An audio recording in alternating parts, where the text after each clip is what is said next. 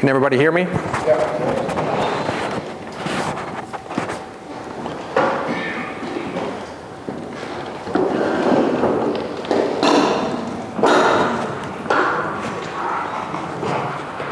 That any better? Oh, okay. That's good. Okay, my name is Todd Derifield. I'm the city forester here in Waterloo. I was telling Dick Buchanan that he is a hard act to follow because I definitely don't have those skills. But I do like Scooby-Doo. Dave Turner told me that you guys have this show and tell thing, and before I had a family and started a career and everything, I had some time and I really liked woodworking. I went out in our family timber and I cut down a great big oak tree and I brought it down to the neighbor down the road who had a great big sawmill or a big circular saw, and he hooked up his tractor to the power, or hooked up the power takeoff of the tractor to this sawmill and went about cutting these boards out. Then I stacked them in a barn, and over the years I would grab a few of them and throw them in a kiln dry, or kiln dry them, and then get them planed down. And I thought, well, hey, you know, you guys are proud of this stuff, so I'm kind of proud of it too. So this morning I ran around the house and took a couple pictures, and this is a shelf that I built. Like, this is when I was in college, like in the late 80s. So I made a bunch of those. You make one thing, you know, it's just as easy to make 4 or 5, and I'd give them to friends and stuff for their weddings or whatever. I made a chimney cupboard and like a corner cupboard. And this, again, is all out of that oak tree that I cut out of my parents' timber. And I made a desk. This was originally supposed to be a roll top desk. When I got to the roll part, I got married, and then that was the end of the woodworking career. So that's all I got for that. Oh, and my son the other day, he's in shop class as a freshman, and he calls me and says, all I can hear through his hysterical voices was, "Shop class, accident, finger." And you lost a finger? And then it ended up he tried sanding it off with a disc sander. But back to what I guess more of what I'm familiar with. The city forestry department here in Waterloo, we have one city forester, myself, and I have a foreman that oversees our field members in the field. We have 5 of those arborists that they can climb trees like a monkey. They are required to do that. And we also have an intern that is normally like a forestry major, and then he comes during the summer between semesters at school. And then we have a couple of office personnel that are utilized by the other departments or other entities within our department, like the Young Arena and sports and golf and things like that. This is not normally the service that we provide. When I first seen this picture, I didn't know what person I'd rather be, the guy on top or the guy on bottom. But we do try to follow most of the OSHA practices, and I don't think that is included. But we do offer, or we supply tree trimming to the trees of Waterloo. We have in our 3 golf courses, in our 52 parks, and our street right-of-ways, we have, what is it now, 24,997. Or maybe it's 96 now because we removed one this morning that fell on a house. Within that trimming, we trim in 3 different ways. We will trim by public request, like somebody like Reed Craft will call and say, hey, that tree in front of my house has got some dead limbs in it. we'll schedule it in and we'll have the guys come by and trim it out. We don't do private trees, it's just the trees between the sidewalk and the street. And then we also trim them by what we call our systematic trimming. We've broken the town into 10 different zones, and each year we go into one of those zones and trim, evaluate, remove whatever needs to be done to every one of those trees in that zone. So it's a 10-year cycle, which everybody that's got trees in their yard knows that you got to trim your trees a little bit more than 10 years. But that's the funding that we've got to at least get around and inspect and do what's needed into those trees. From an insurance or liability standpoint, it is amazing what that does for us. As soon as one of our insurance agents calls us and asks us, well, you know, when's the last time you were at that tree, or have you evaluated those trees? And I tell them our program, and they're like, oh, okay, well, we probably aren't going to cover this, and it's going to be an act of God, and the claim is normally denied. But it is definitely a good system that you can go right down the street, trim every tree that needs to be trimmed, or if you see a problem with the tree, you know, you can start speaking with the homeowner, and you know, maybe the tree's got to be removed someday in the near future. Without that system, you know, we aren't going to see those problems. The third way that we trim trees is just recovering from storm damage. You know, they're talking about high winds tonight. More than likely, our guys will be in at 2 or 3 in the morning, picking up trees out of the streets, or limbs out of the streets, or whatever. So those are the 3 ways. And then, yeah, sometimes we just trim around signs. Tree removals, normally we try to get them before they do this, but on occasion it does happen. Like I said, it just happened this morning, and we didn't have any wind this morning. But this is definitely something that we don't want to do. We normally remove about 150 to 200 trees each year in those 3 areas: the parks, the golf courses, and the street rights of ways. And we probably trim around 4,000 each year. And with the tree removals comes stump removals. Tree planting, we plant about the number that we remove each year, 150, 200 trees. It kind of depends on the year with the funding and that. We only really have the funding to plant on the public property, like our parks and golf courses. We do not use that funds for planting in front of a resident, but we will hold the resident's hand through the process. We actually have an ordinance that states that a person has to have a permit to plant a tree on the right-of-way, and the permit doesn't cost anything, and it's more of an oral agreement between us and the property owner that we're planting the right tree in the right place. You guys have seen all over town that there's trees that are 50, 60 foot tall planted under a 30-foot power line. I mean, Gene knows this. And the tree has to be cut back from the power line for the clearance. And I'm not arguing that. I mean, I don't want people to go without power. But if we can eliminate some of that in the future, you know, we plant a tree that's going to be 25 foot at maturity under that power line, and everybody's happy and nobody's got any problems in the future. We did a tree inventory in 2010, and the inventory came up that we have those 24,977, 76 trees. And in this, you can see all these little dots here. Each one of those represents a tree. This is Burns Park right here. There's the tennis center. Here's Highway 63, Campbell Avenue, 4th Street right here.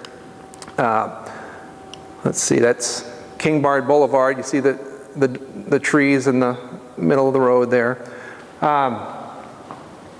I can get on my computer software there and then I can click on one of these dots, and it'll come up with all the information on that particular tree. It'll say it's a red oak, it's 18 inches in diameter, it's 57 foot tall, it's 30 feet wide in the crown spread. And then it also gives us a history, when we've been there last, so that we can record all that information. I can attach a picture to it if I'm looking at a rotten or decaying area that's really not that bad at this point, but in 5 years we want to see how that progresses, and we want to avoid that tree falling on the house thing. So it's a really useful tool, and I can also create work orders off of it. I can click on a tree that I want removed, I can create the work order, I can zoom in on this map and print that picture out. So now I got the work order, an aerial photo of the house, and I give that to the forestry foreman, and he goes and takes care of it with his crew. Since that's happened, we've never removed the wrong tree. Before that, we've removed the wrong tree. But they can't argue it now. I'm showing them which tree to remove. If they do it now, it's my fault. Let's see. The tree inventory also kind of breaks down some different things for us.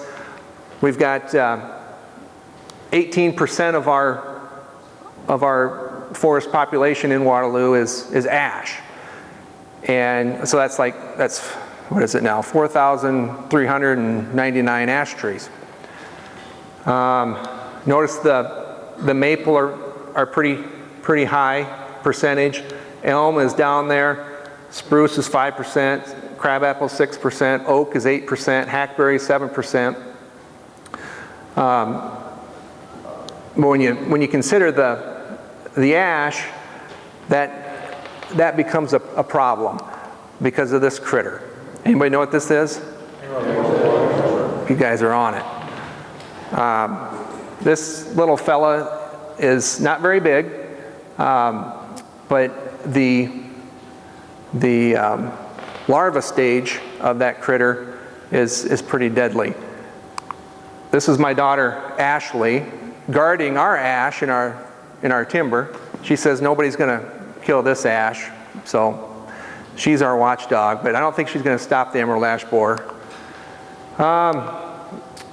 This critter arrived in Michigan in 2002. At least it was found in 2002. They think it was there for 4 or 5 or 6 years before that. It came in on packing material from Asia. They really haven't specified exactly where, like Korea, China, somewhere over there. And it emerged when they threw that packing material out back behind the factory, and then created a population there and started killing all of our ash trees in that area. So they estimate that it's killed about 40 million ash trees in Michigan alone, which is pretty detrimental. I mean, I was not here when we lost the elms. I'm 44, so I'm not quite old enough to remember that. But I mean, I know a lot of you here have fond memories of the elm trees. There's a lot of ash in Waterloo. There's a lot of ash in Iowa. A lot of our communities. In fact, nobody's really disclosed what community, but there's one population, or one population of ash in a community in Iowa that's like 50%. So when that emerald ash borer hits there, they're going to lose half their trees. So it's pretty scary. When I first started, all of our tree plantings, we sprinkled ash in there because nothing could kill ash. I mean, they always survive, no matter what the weather. You know, if we didn't get them quite watered good enough, whatever, the ash always lived. We may lose an oak here or a maple over here, but in that planting, the ash always survived. So we always threw ash in. And I was always telling or recommending to people, and maybe I've done it to some people in this room, that you know, they asked what my favorite tree was. It was always the autumn purple ash. So they'd go out and they'd plant an autumn purple ash. And then they'd tell me, you know, you're the one that told me that to plant that tree. So sorry. Now the emerald ash borer has been found in 19 different states, and including Canada. The red dots are kind of where they were first found, all around here. The Kansas City area here in southern Missouri, the northeast corner of Iowa is pretty scary.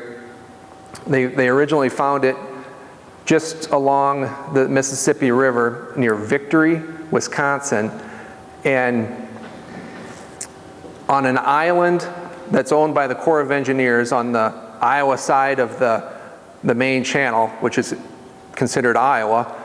They found it in one of those. So that was the first find in Iowa. And then since then, I think they found it this last fall. They found it in, I want to say it's New Albin. I might have the name of that town up there messed up, but near Lansing, not too far away, they found a couple more. So it's in Iowa, and it's pretty scary because, I mean, everybody knows somebody, or you know, maybe a lot of people here in this room have a cabin or something, or a friend or whatever that goes up there fishing and recreating, and I mean, all you got to do is bring a load of firewood home, and it's here in Waterloo. So that's a scary part of it. But it has spread a lot in those, what, 10, 11 years since it was first found in the Michigan area.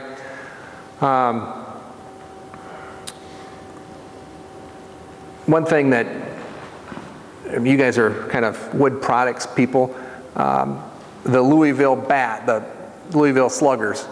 I mean, that's what the Major League Baseball players use, a lot of them. That's made out of white ash. Well, white ash is in trouble. Louisville, Kentucky gets all of its white ash from Pennsylvania. Well, these little lines here, and here, and here, they're a quarantine line. So you can't just haul an ash product across those quarantine lines.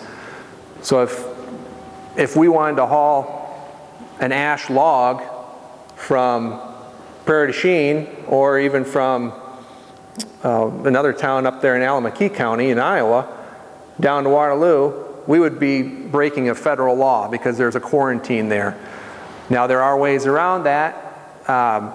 You know, you can work with the USDA and say, hey, this product is safe. I've kiln dried it, or I've shipped it, or whatever. I've made the appropriate action to stop or kill the larva.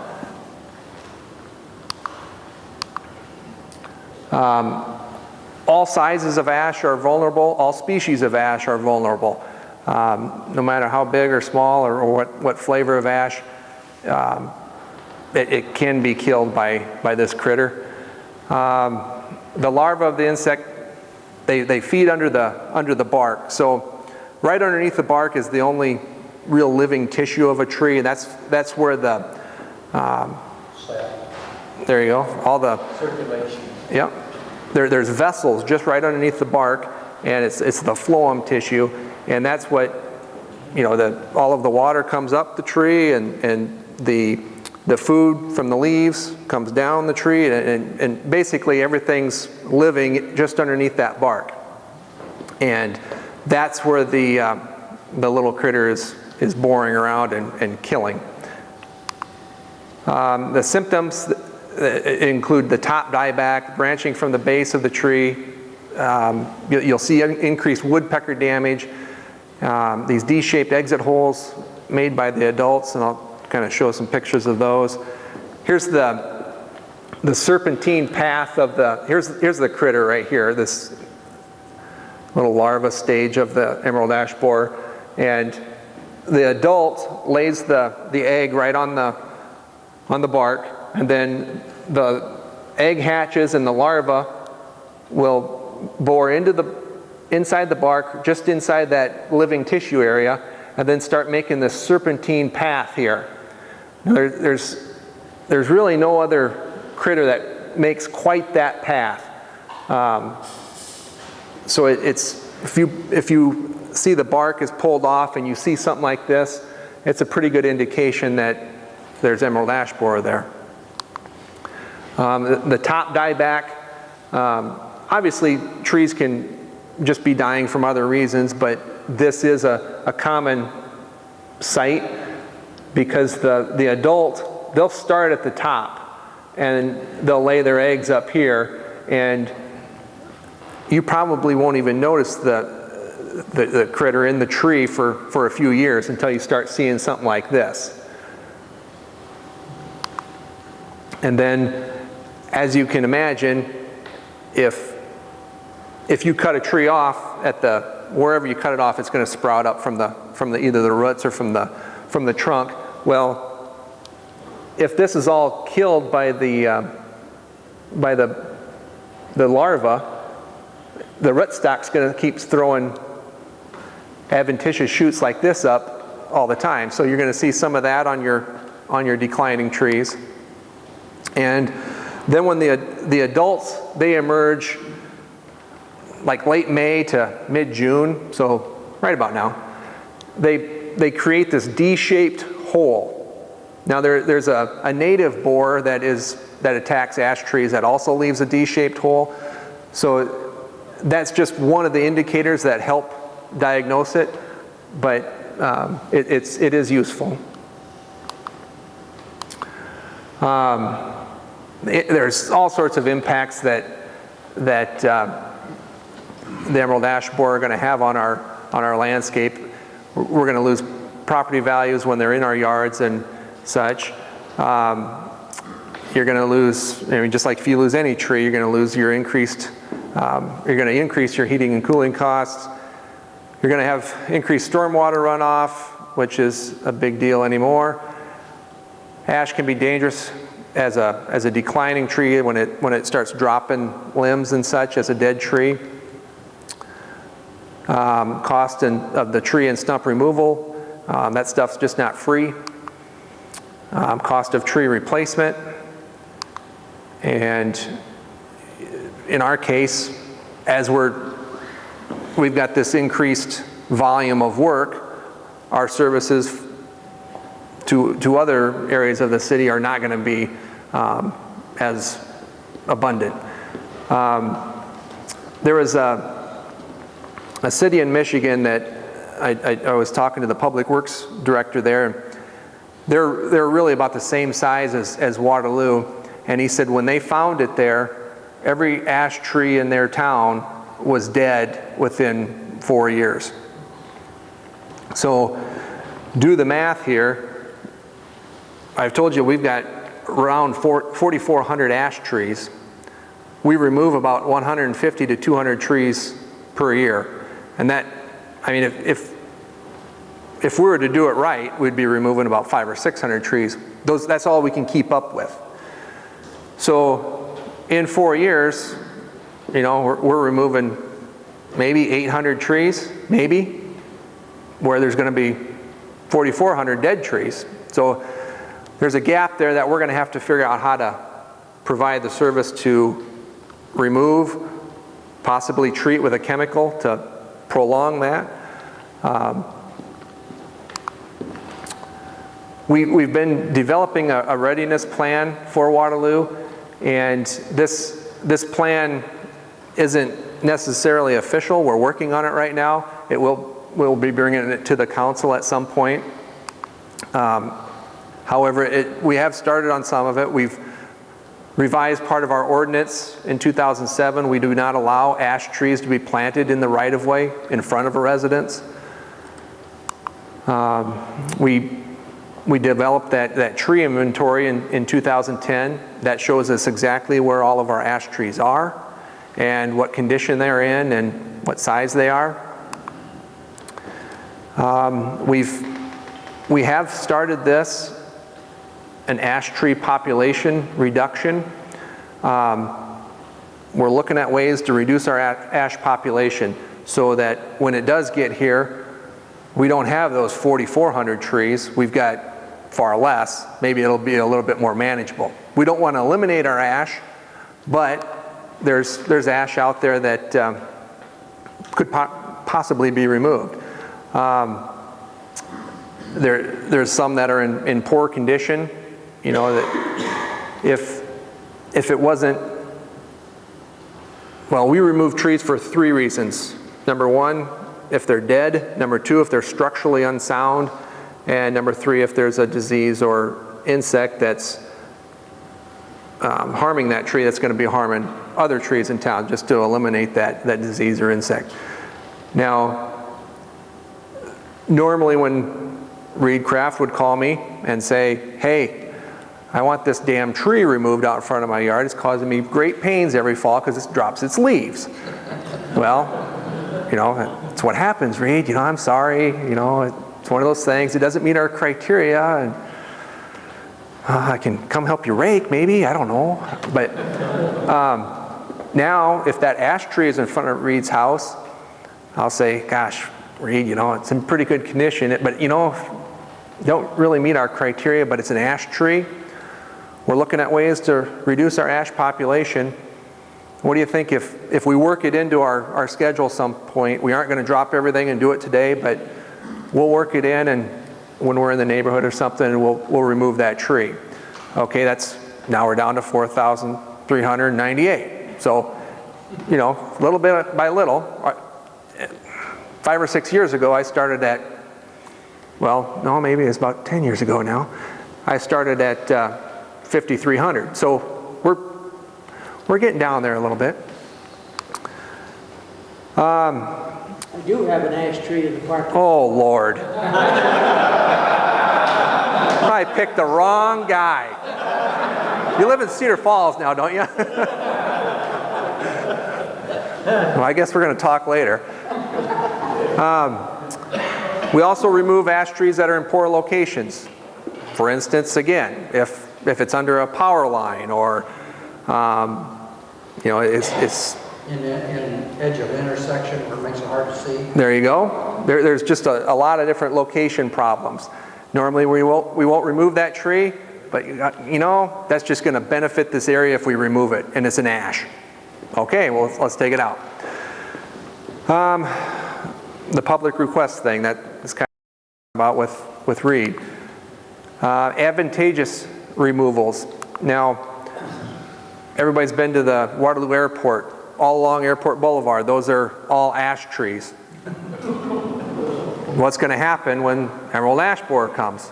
There will be no more trees. So we took it upon ourselves to remove 2 of every 3 trees. I don't know if anybody's been out there lately, but we started, we'd leave 1 tree, remove 2, leave 1 tree, remove 2. And then we planted a tree between each of those stumps. This is this chipper, by the way. This thing takes a 19-inch to 20-inch in diameter log and turns it to wood chips.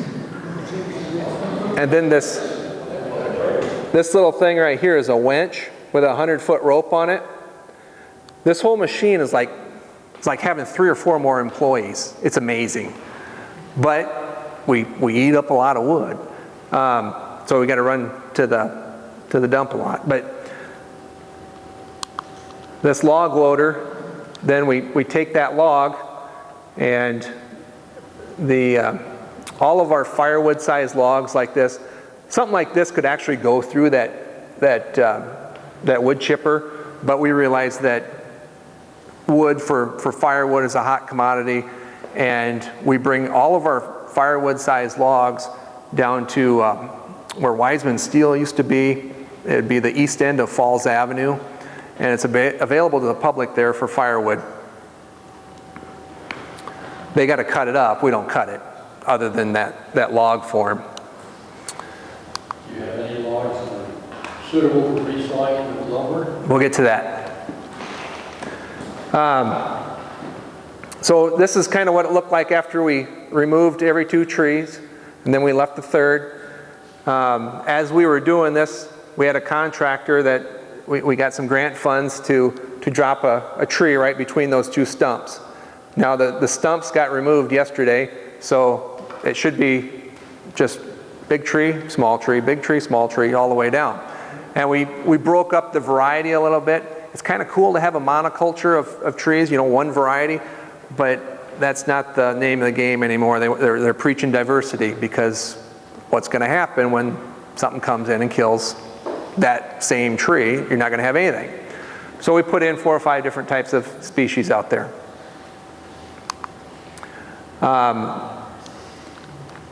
This is firewood in my yard. I didn't get this from Illinois or Wisconsin or anywhere. It was produced locally. But firewood movement, like we said, that seems to be the main method of getting this critter moved to different metropolitan areas. And it jumps for a few hundred miles every once in a while. Well, like you've seen in the Kansas City area, it went from basically almost from Illinois all the way to Kansas City somehow. And they were also finding it in nursery stock.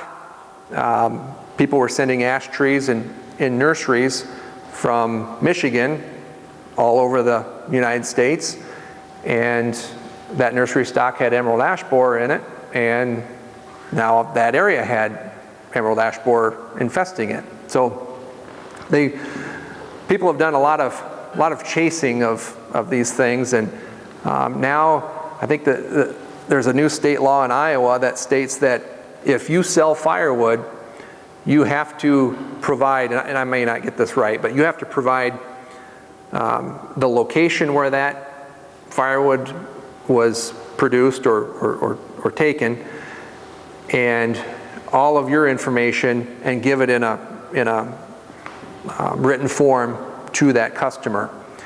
You go down to Quick Star or whatever convenience store that's got them in little bundles. They have to have the same thing. State law requires, you know, that to happen. If a USDA person comes in and finds that that's not being done, they're going to fine the crap out of you. If anybody's ever seen these purple triangular, like prism type traps, that it's an emerald ash borer trap, and we've put a few up around Waterloo over the last few years. We haven't got anything, thank God, but it's got some sort of pheromone in it. They're thinking that might bring them in. They think they like purple, I don't know, and it's got some sticky, schmeary stuff all over it that if you try putting that up, you get it halfway, it's stuck to you half the time. So this guy is, I don't know if he was trying to get down here or tear the thing off his hands, but anything touches that, it's stuck to it. Was there a thought about using those and encouraging them to come to the state? I mean, to your area as opposed No. to as not? It's more of a, we want to know if it's here or not. You know, it's a trap that they're using it for identification, that is it in Waterloo or not? You know, if it's on that trap, I guess it is. And they've used them all. They've got them all over northeast Iowa, you know, around those areas where they've actually found the insect.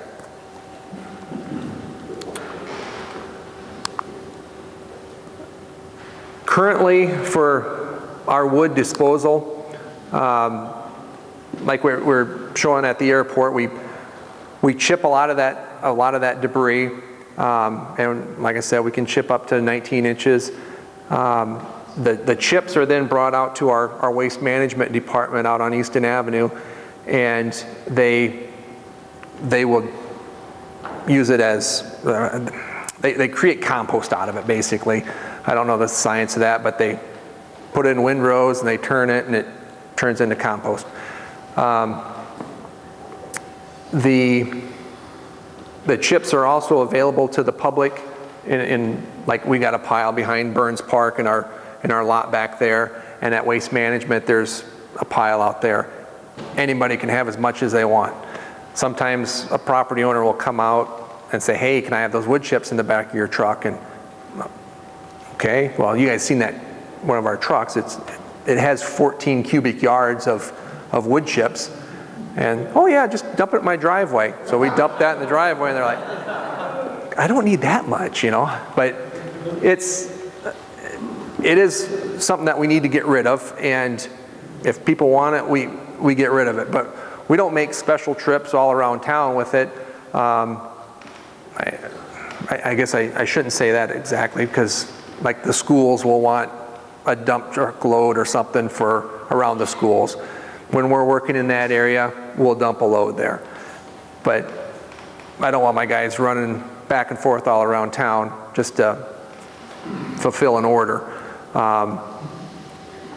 But we're looking at ways to unload that stuff at a cheap or no cost. We bring our logs to the firewood distribution site, like I just told you, and we have sold them in the past. I had an area behind Burns Park in our shop area there that I'd pile all the logs as we got them, and you know, you don't just go out and harvest a bunch of trees. You know, as a public servant, you're being pulled to this fire, you're being pulled to that fire, and you're doing this and that, and you know, you kind of accumulate a few logs, and I'd call a logger up, or a couple, they'd come in and they'd throw some bids on it, and we got a few $100s every time. Great, you know, but half of the time those guys were griping the next time they came that there was nails in it, or there was this in it. Well, they're urban trees. So then the guys would come with metal detectors. They'd still not see it, they'd hit it. So it eventually became where a lot of our, I shouldn't say a lot, but the loggers that I've dealt with, they ended up not wanting to do it anymore. I'm looking for other sources to get rid of this stuff. We've got firewood guys that'll cut everything, but they can't quite cut everything because some is just too big for them, or you know, sometimes it's too rotten or whatever. But if I don't know if we can work something out where somebody's interested in some of that wood, we're looking for ways to get rid of it. In St. Louis, in St. Paul, there's this group called Wood from the Hood, and Google that sometime or get online on that sometime, and these guys are utilizing all that wood from a community or surrounding communities, and they're making products out of it, like what, I mean, they've got pictures on their website of products like you guys got right here that they made from trees that were removed because of hazardous conditions or this or that. So there are always areas that we can improve on in recycling some of that wood, and you know, if some of you guys got some ideas, I don't want to pay for getting rid of our wood, but we used to burn it. I mean, some of you guys probably seen the eternal flame out there at Waste Management. We'd always have stuff being burned out there. Well, you can't burn stuff like that anymore, especially in Waterloo.